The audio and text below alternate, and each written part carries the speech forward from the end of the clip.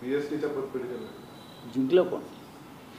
लाड कोण? माझ्याकडे खरोखर माहिती नाही. मी पूर्ण माहिती घेतल्याशिवाय म्हणणं. तुम्ही आता सांगताय म्हणून एका पतपेढीची निवडणूक आहे ती, तिथे मी आता याच्यावरती बोलत तर मला माहीत नाही, मी काहीच माहिती घेतली नाही. हां बोला. पण सर एक होतं की थोडीशी निवडणूक पहिलीच निवडणूक होती, मला माहीतच नाही या विषयावर. या स्थानिक निवडणुका असतात, मला खरोखर माहीत नसेल तर मला प्रश्न विचारू नका, मी माहिती घेईन आणि बोलेन. तर एक प्रश्न असा आहे की आता तुम्ही म्हटलेलं आहे की या संपूर्ण सगळ्याच्या वतीने त्यांचे उमेदवार म्हणून CP राधाकृष्णन आज अर्ज भरणार आहेत. दुसऱ्या बाजूला तुम्ही सुद्धा एक दक्षिणेतीलच उमेदवार दिलेला आहे. काय कारण आहे की दक्षिणेच्या राजकारणाचा परिणाम म्हणून? एक लक्षात घेतलं पाहिजे की उपराष्ट्रपती पदाची जी निवडणूक आता होते आहे, या निवडणुकीमध्ये आज तरी इंडियाकडे बहुमताचा आकडा आहे आणि हे बहुमत कशा प्रकारे जमा केलं जातं हे सध्या आपल्या देशात कोणाला सांगायला नको. कालही त्यांच्याकडे बहुमत असतानाही दिल्लीतल्या अनेक नेत्यांनी प्रमुख आमच्या इंडिया आघाडीतले जे घटक पक्ष आहेत त्यांच्या नेत्यांना फोन करून या निवडणुकीमध्ये राधाकृष्णन यांना मतदान करा अशी विनंती केली. जर तुमच्याकडे बहुमत आहे, जर तुमच्याकडे बहुमत आहे, मग तुम्हाला विरोधी पक्षाच्या उमेदवारांना समर्थन देणाऱ्या घटक पक्षाच्या नेत्यांना फोन का करावा असा वाटतो? याचा अर्थ तुमचं बहुमत हे पक्क नाही, अस्थिर आहे, चंचल आहे. म्हणून तुम्हाला उपराष्ट्रपती पदासाठी विरोधकांच्या नेत्यांना फोन करावे लागतात. त्यासाठी यंत्रणा त्यांनी राबवली, अधिकृतपणे फोन करतात, लपून फोन करत नाही आहेत ते. मग हे तुम्हाला अक्कल आधी यायला पाहिजे होती उमेदवार ठरवताना. उमेदवार ठरवण्याआधी जर इंडिया ब्लॉकनी सर्व ऑल पॉलिटिकल पार्टीशी चर्चा केली असती, त्यातून एखादं नाव सगळ्यांच्या संमतीनं आलं असतं. तुम्ही नाव ठरवता आणि असं नाव ठरवता की ज्या नावाशी अनेक घटकांचा संबंध नाही. ठीक आहे, ते राज्यपाल आहेत, अमुक आहेत, तमुक आहेत, पण ते झारखंडचे राज्यपाल असताना मुख्यमंत्री हेमंत सोरेन यांना राजभवनामध्ये ईडीने अटक केली. संविधानाची कोणती मूल्य पाळली नाहीत आणि संविधानाचे प्रमुख म्हणून बसलेला राधाकृष्ण यांनी राजभवनामध्ये अशा प्रकारचं कृत्य करणं हे घटनाबाह्य आहे हे ईडीच्या अधिकाऱ्यांना सांगितलं नाही. हे सुद्धा तितकंच महत्त्वाचं आहे. त्याच्यामुळे आमची लढाई ही अशा प्रकारच्या हुकुमशाही प्रवृत्ती आणि त्याचं समर्थन करणाऱ्या संविधानिक पदावरील व्यक्तींच्या विरुद्ध आहे. ही वैचारिक लढाई जरूर आहे, पण आमचाही आकडा हा नगण्य नाही.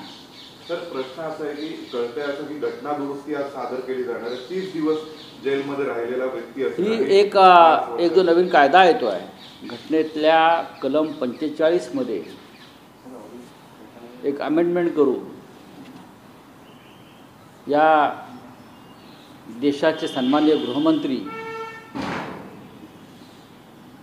नरेंद्र मोदी हे जर एखाद्याला अटक केली मुख्यमंत्री मंत्री असताना, तर त्याला 30 दिवसांच्या पदाचा राजीनामा द्यावा लागतो.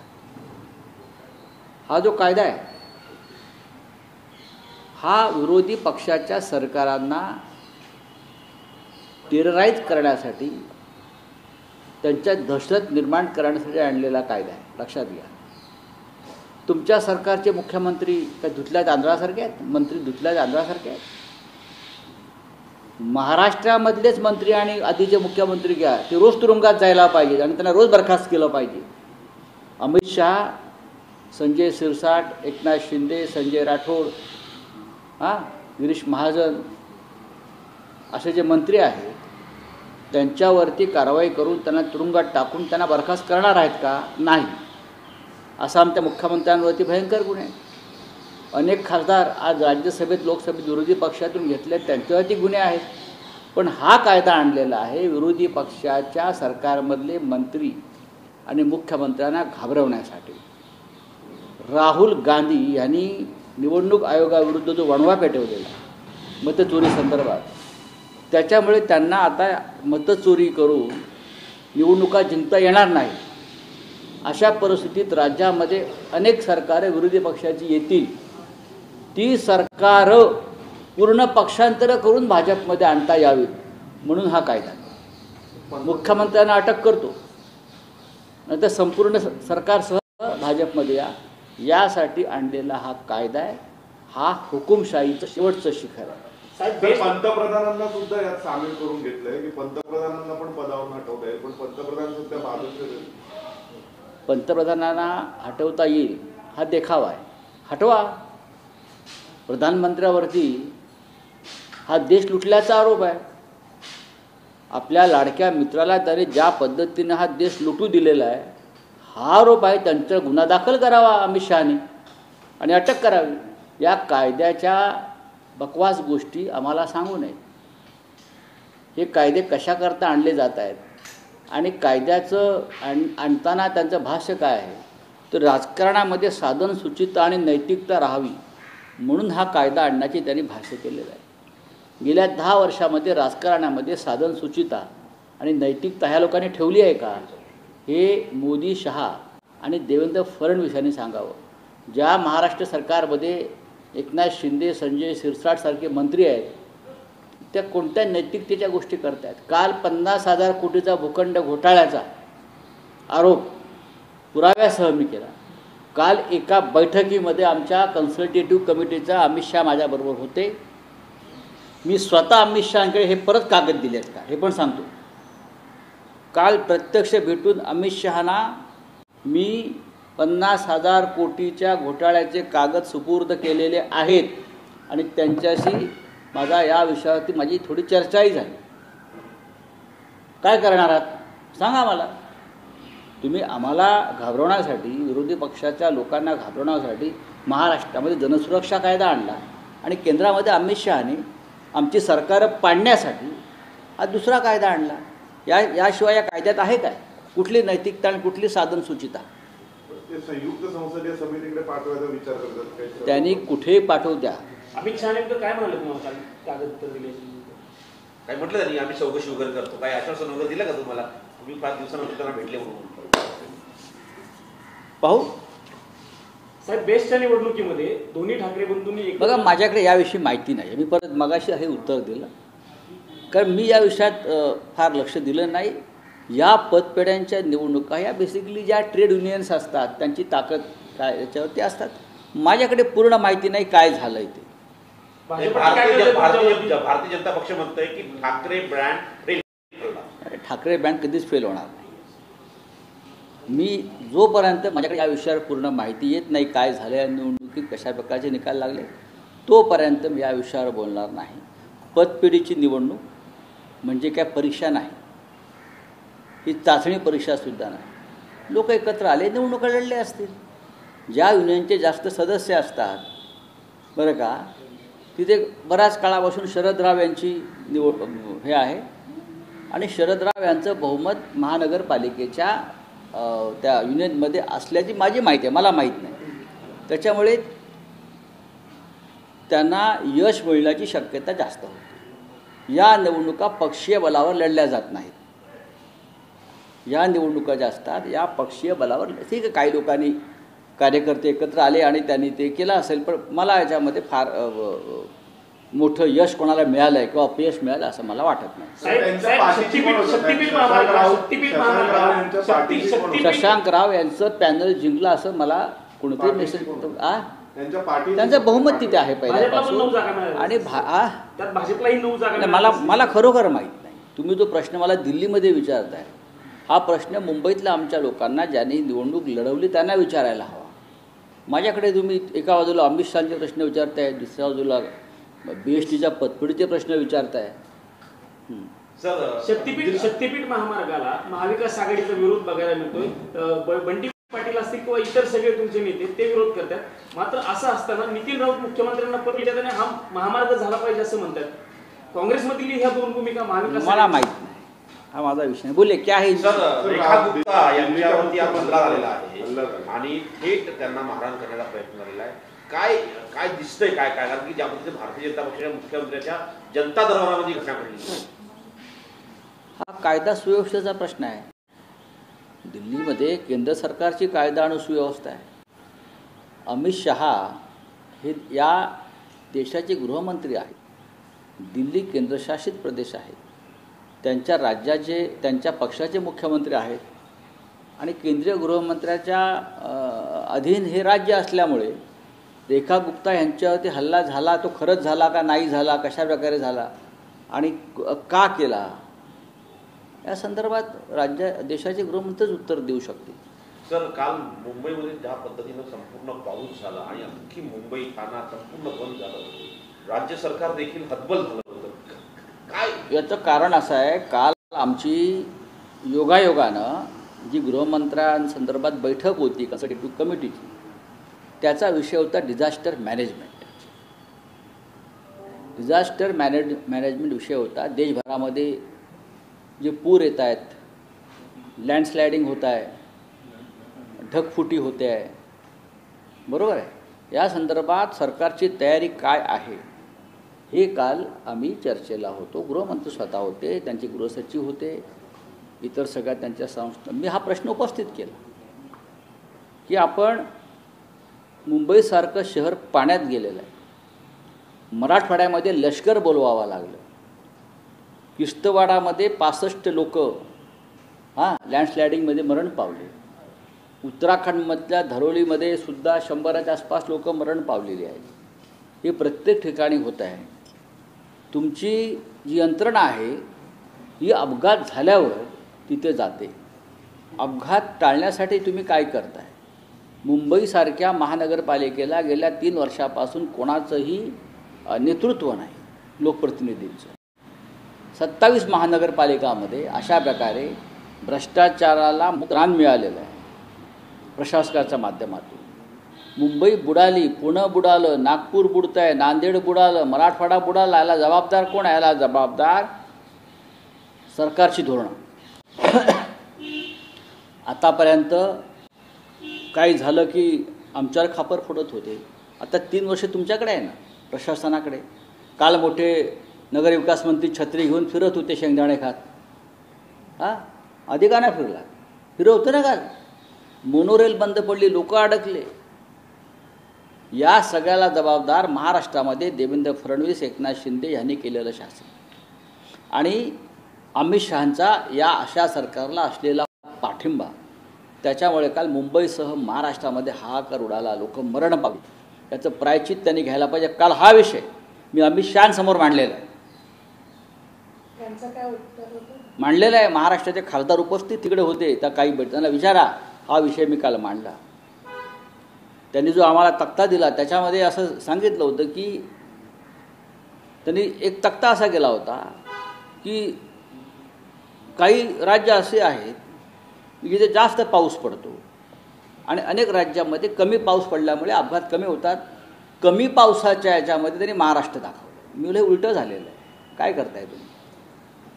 महाराष्ट्रामध्ये देशातला सर्वाधिक पाऊस पडलेला आहे आणि तुमची यंत्रणा त्यात वाहून गेलेली आहे. मिस्टर गृहमंत्रीजी ऐकतात, मान हलवतात, करेंगे, मुंबई को डुबने नहीं देंगे वगैरे अशी आम्ही खूप ऐकली. पण अजित पवार म्हणतात, आज अजित पवारांनी सकाळी प्रतिक्रिया दिली, मोनोरेलमध्ये त्यांच्या जेवढी संख्या असते प्रवाशांची त्यापेक्षा जास्त संख्या होती म्हणून बंद पडली असं अजित पवार. अजित पवार एक खूप मोठे तज्ज्ञ आहेत. अजित पवार हे तज्ज्ञ खूप मोठे आहेत. त्यांना सर्व कळतं. मोनोरेलमध्ये लोक जास्त का घुसली याचं पण त्यांनी कारण द्यावं. मोनोरेलमध्ये जास्त लोक घुसली असतील, त्यांना घुसू कसं दिलं? ती नियमित रेल्वे नाही आहे, उपनगरी रेल्वे की घुसले लोक. ही वरून चालणारी रेल्वे आहे मोनोरेल. हे जर तसं असेल तर त्यांच्या सरकारचं अपयश आहे मोनोरेल चालवणाऱ्या. कसे घुसले इतके लोक आणि का घुसले, तिकडली यंत्रणा काय करत होती इतके लोक घुसत असताना, जर त्यांना त्या मोनोरेलची क्षमता माहीत होती याचा अर्थ मोठा अपघात हा सुदैवाने टळला. लागोपाठ दुसऱ्यांदा एकनाथ शिंदे मंत्रिमंडळात उपस्थित नव्हते काल. त्यांनी वेगवेगळ्या काल ते छत्री घेऊन मुंबईत फिरत होते, कॅमेरे घेऊन. काल त्यांच्यावरती इतकी मोठी जबाबदारी होती. मुंबई बुडालं, ठाणं बुडालं, कल्याण डोंबिवली बुडालं, पुणे बुडालं, नागपूर बुडालं. हे त्यांना सगळं बुडाल्यावर कळालं की आपण ज्या खात्याचे मंत्री आहोत ते पाप असं वरती आलं आहे, बुडबुड बुडबुड बुडबुड बुड. तेव्हा ते बुडणारं पाप बघायला गेले होते, त्याच्यामुळे ते मंत्रिमंडळाला उपस्थित नव्हते. आणि एकीकडे एकनाथ शिंदे दिवसभर मुंबई ठाणे परिसरामध्ये पाहणी करत होते. आदित्य ठाकरे वरळीच्या बाहेर गेले नाही. मुंबई महानगरपालिकेच्या निवडणुका येत आहेत, तर ठाकरे जर ग्राउंडवर लोकांच्या समस्या असताना जाणार नाही तर तुम्हाला काय माहिती आहे? तुम्ही इथे बसून बोलताय, नाही ते कोणी ते आरोप करताय. बघा, काल अख्खी शिवसेना रस्त्यावर होती. मी ठाकरेच होता. मी ठाकरे सोडून द्या हो, ठाकरे म्हणजे शिवसेना. काल जर तुम्ही पाहिला असेल तर दोन्ही माननीय उद्धव ठाकरे, माननीय आमचे आदित्य ठाकरे हे सातत्यानं अख्ख्या मुंबईसह महाराष्ट्रामध्ये शिवसैनिक मदतीला उतरण्यासाठी यंत्रणा राबवत होते. वरळी हा त्यांचा मतदारसंघ जरूर आहे, पण अख्खी यंत्रणा शिवसेनेची राबवण्यासाठी, लोकांना रस्त्यावरती उतरून मदत करण्यासाठी ते काल सेना भवनातून किंवा इतर ठिकाणाहून यंत्रणा राबवत होते. आपल्या मतदारसंघात जाऊन आपल्या लोकांची काळजी घेणं हे त्यांचं पहिलं कर्तव्य आहे. त्याचे प्रतिनिधी आहेत. सगळ्यात आधी जबाबदारी ही नगरविकास मंत्र्याची आहे. या सगळ्या प्रकरणात नगरविकास मंत्रालयाला फासा लटकवायला पाहिजे. ठाकरे काय करताय तुम्ही? ठाकरेंचे संबंध काय? सरकार कोणाचं आहे? सरकार का ठाकरेंचं आहे का? सरकार शिंदे फडणवीस पवारांचं आहे. पण सर मुंबईमध्ये एवढं सगळं झालं ना, मग तुम्हाला काय वाटतं काय करायला पाहिजे? पाहतात सर, लोक आशेने पाहतात. लोक आशेनेच काम करत होते ना आमचे. रस्त्यावर काल शिवसैनिक उतरला होता, दुसरं कोण होतं? हे नुसते छत्र्या घेऊन कॅमेरे घेऊन फिरण्यासाठी आम्ही नाही आहोत. बोला, हो गया आपका, हिंदी में बोलिए. ज्या घटना घडलेल्या आहेत सातत्याने रेल्वे अपघाताच्या, अलीकडच्या काळामध्ये गर्दी आटोक्यात नहीं ठीक है, हिंदी में बोलो, मेरे को निकलना है. क्या है हिंदी में तो बोल दीजिए. सर, आज उपराष्ट्रपति के चुनाव के लिए राधाकृष्णन जी निकल रहे, एनडीए उसके पहले सबसे संपर्क कर रहा है. आपने भी कैंडिडेट डिक्लेयर किया है कल? नहीं, हमारे कैंडिडेट डिक्लेयर किया, बहुत सीरियस कैंडिडेट है सुदर्शन रेड्डी जी. सुप्रीम कोर्ट के जज रहे, गुवाहाटी हाई कोर्ट के चीफ जस्टिस रहे हैं, वोकल है, देश की समस्या के ऊपर हमेशा अपनी बात रखते हैं और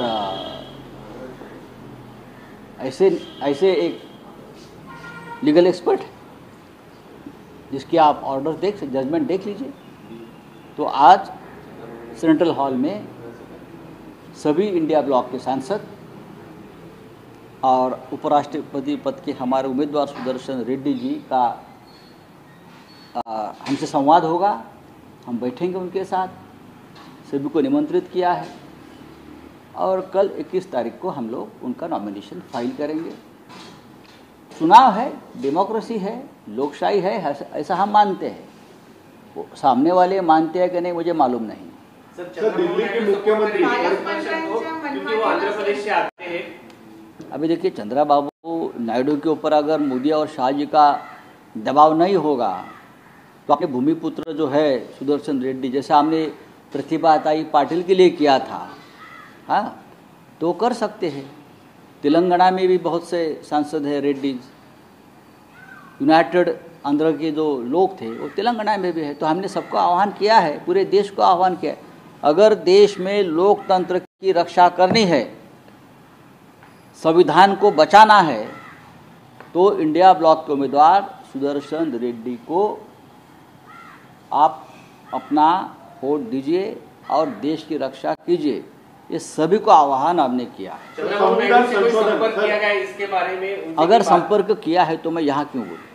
चलो, थैंक यू. सर, संविधान संशोधन विधेयक आ रहा है, अमित शाह जी ला रहे हैं. ये जो विधेयक आ रहा है वो फिर एक बार जो भारतीय जनता पार्टी के जो विरोधी है, चाहे राज्य में हो चाहे राष्ट्रीय स्तर पर हो, उनको दबाने के लिए, उनका गला दबाने के लिए, उनका आवाज़ दबाने के लिए विधेयक लाया है.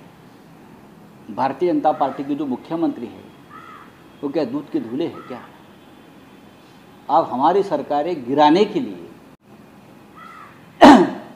हमारी सरकारें अपोजिशन की सरकार को दबाव में लाने के लिए कानून लाया है।